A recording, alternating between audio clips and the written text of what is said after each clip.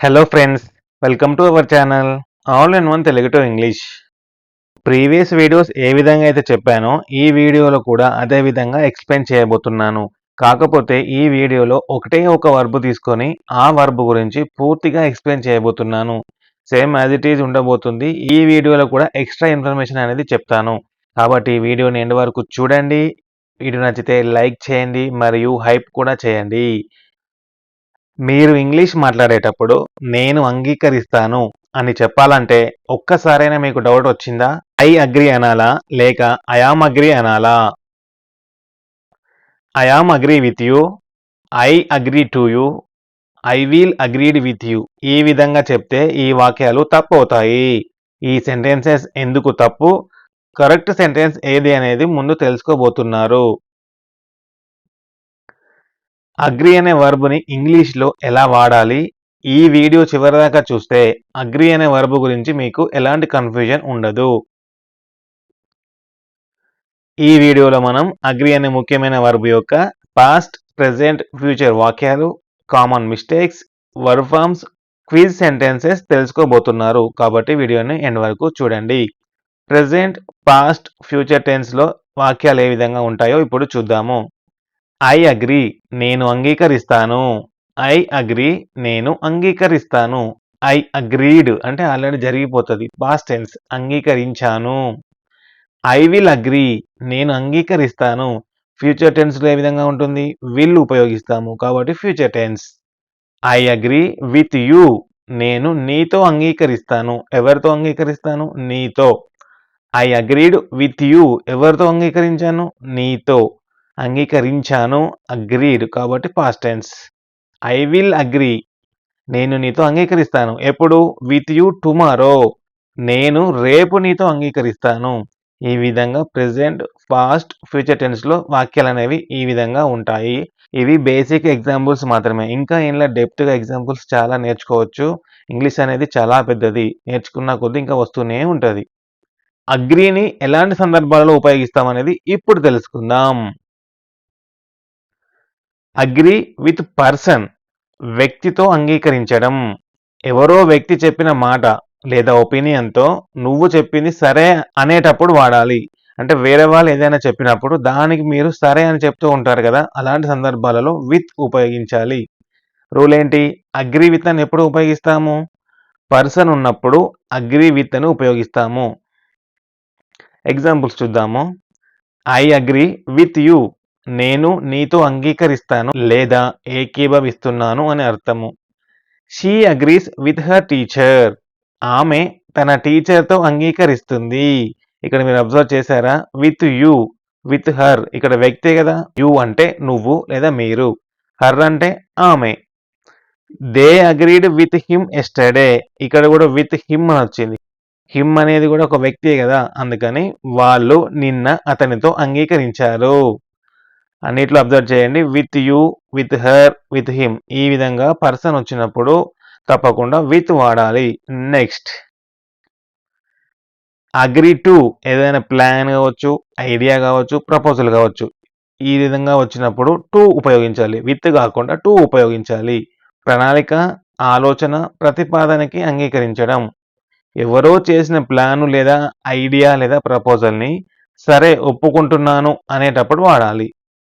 Agree to, agree to ఏముంటుంది? Thing అంటే ఏదైనా ప్లాన్ కావచ్చు, ఐడియా కావచ్చు, ప్రపోజల్ కావచ్చు. Agree to plan, agree to idea, agree to proposal అని ఈ విధంగా వస్తూ ఉంటుంది.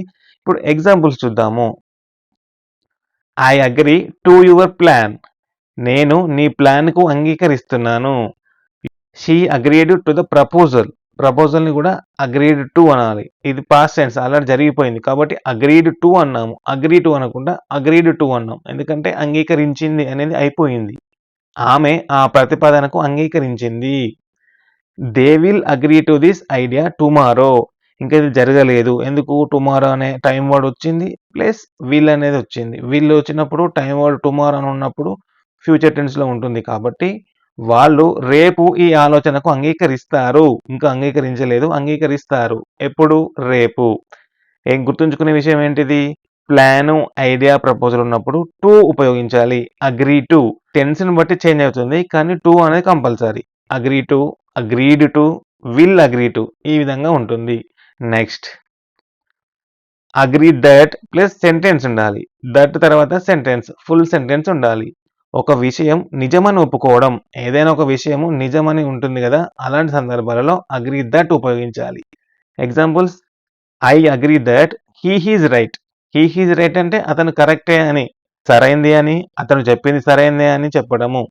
I agree that he is right. అతను చెప్పింది సరైనదే అని నేను అంగీకరిస్తున్నాను. ఐ అగ్రీ అంటే నేను అంగీకరిస్తున్నాను. She agreed that the exam was difficult. The exam was difficult. అదొక నిజమే కదా! ఎగ్జామ్ డిఫికల్ట్‌గా ఉంది అని చెప్పడం ఒక నిజం. కాబట్టి పరీక్ష కష్టంగా ఉందని ఆమె అంగీకరించింది. She agreed that the exam was difficult. We agree that practice is important. అభ్యాసం చాలా ముఖ్యమైనదని మేము అంగీకరిస్తున్నాము. మేము అంటే వి.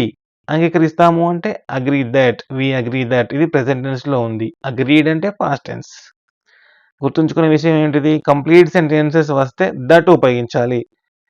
వి agree that practice is important. The exam was difficult. He is right. ఈ విధంగా ఇది కంప్లీట్ సెంటెన్సే కదా! అండ్ ఇది ఒక నిజమే కదా! అందుకని అగ్రీడ్ దట్ ఉపయోగించాము.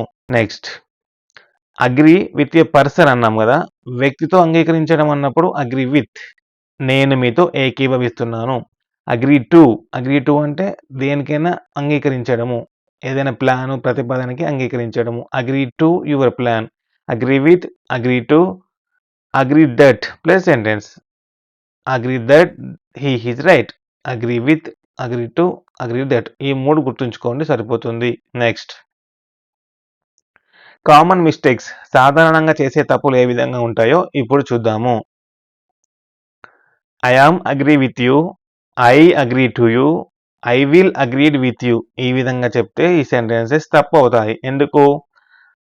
ఐ అగ్రీ విత్ యూ అని చెప్పాలి. ఎందుకంటే ఇది ప్రెజెంట్ టెన్స్‌లో ఉంది కాబట్టి ప్రెజెంట్ టెన్స్‌లో మనము ప్రీవియస్ వీడియోస్‌లో ఏ విధంగా చెప్పుకున్నాము? యామ్, ఈజ్, ఆర్ అనేవి రావు అని చెప్పుకున్నాము. కాబట్టి ఐ అగ్రీ విత్ యూ అనేది correct sentence.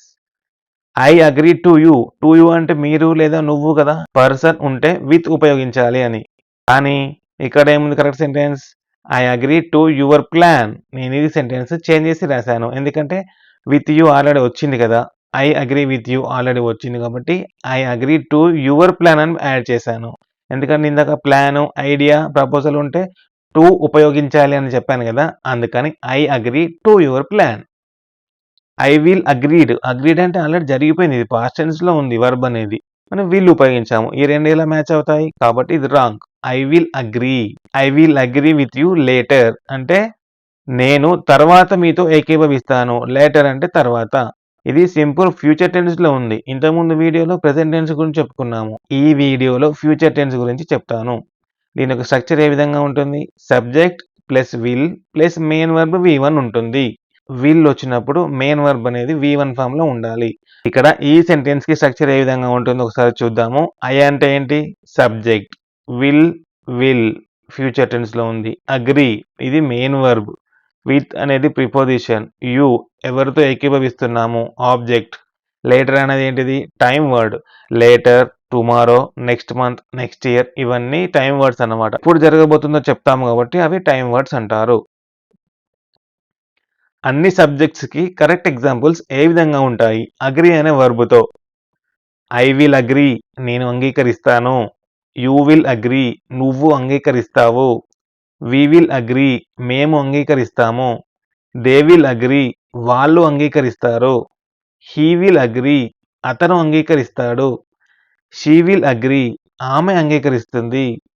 It will agree అది అంగీకరిస్తుంది. రవి విల్ అగ్రీ రవి అంగీకరిస్తాడు. ఈ విధంగా చెప్పవచ్చు. ఫ్యూచర్ టెన్స్ అనేది అన్ని సబ్జెక్ట్స్‌కి సేమ్ ఉంటుంది. అన్నిట్లలో విల్ అనే ఉంది. విల్స్ అని లేదు కదా! ప్రెజెంట్ టెన్స్‌లో వచ్చినప్పుడు ఐ, యూ, వి, దేకి ఒక విధంగా, హీ, షీ, ఇట్ లేదా ఎనీ నేమ్‌కి ఒక విధంగా ఉంటుంది. కానీ ఈ ఫ్యూచర్ టెన్స్ మాత్రం అన్నిటికి సేమ్ ఉంటుంది.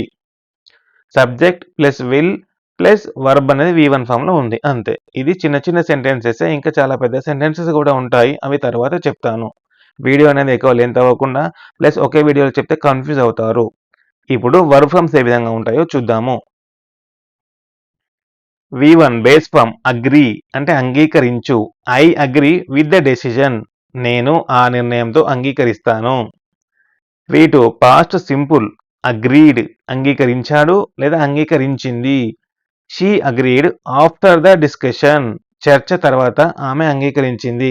ఏదో ఒక చర్చ జరిగింది. ఆ చర్చ జరిగిన తర్వాత అంగీకరించింది. After the discussion. V3 past participle agreed అంగీకరించబడింది లేదా అంగీకరించాడు. They have agreed to the rules. వారు నియమాలకు అంగీకరించారు. వేటికి? నియమాలకి. Have agreed. V2కి V3కి తేడా అగ్రీడ్, హ్యావ్ అగ్రీడ్ లేదా హ్యాజ్ అగ్రీడ్ అని ఉంటుంది ఈ విధంగా. V4 ప్రెజెంట్ పార్టిసిపుల్ అగ్రీయింగ్ అంగీకరిస్తూ. He is agreeing to the terms now. అతను ఇప్పుడు నిబంధనలకు అంగీకరిస్తున్నాడు. టర్మ్స్ అండ్ కండిషన్స్ అంటూ ఉంటారు కదా, టర్మ్స్ అంటే నిబంధనలు. V5 third person singular agrees. Agree అనేది ఏంటిది? V1 ఎస్ యాడ్ చేస్తే అగ్రీస్. ఇది V4 ఫామ్ లో agree plus ING ing form ఉంటుంది కాబట్టి ఇది V4, ఇది V5. అంగీకరిస్తాడు లేదా అంగీకరిస్తుంది. My father agrees with my choice. నా ఎంపికతో నాన్న అంగీకరిస్తాడు. నేను తెలుగులో సెంటెన్సెస్ ఇస్తాను. ఇప్పటిదాకా నేర్చుకున్న దాన్ని బట్టి వీడియోని పాస్ చేసి లేదా స్క్రీన్ షాట్ తీసుకొని ఫస్ట్ ఈ సెంటెన్సెస్ని ఇంగ్లీష్లో ఏ విధంగా రాయాలో ఒకసారి ట్రై చేయండి. ఇప్పుడు నేను చెప్తాను చూడండి. ఆమె ఆ ప్లాన్కు అంగీకరించింది. ప్లాన్ అని వచ్చింది, ఆమె అని వచ్చింది.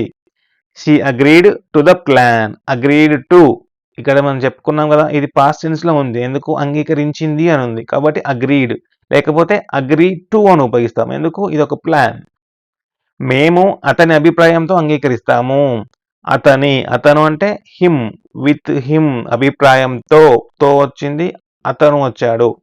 వి agree with his opinion. Opinion అంటే అభిప్రాయం. We agree with his opinion. అతని మాట నిజమే అని అంగీకరించాడు.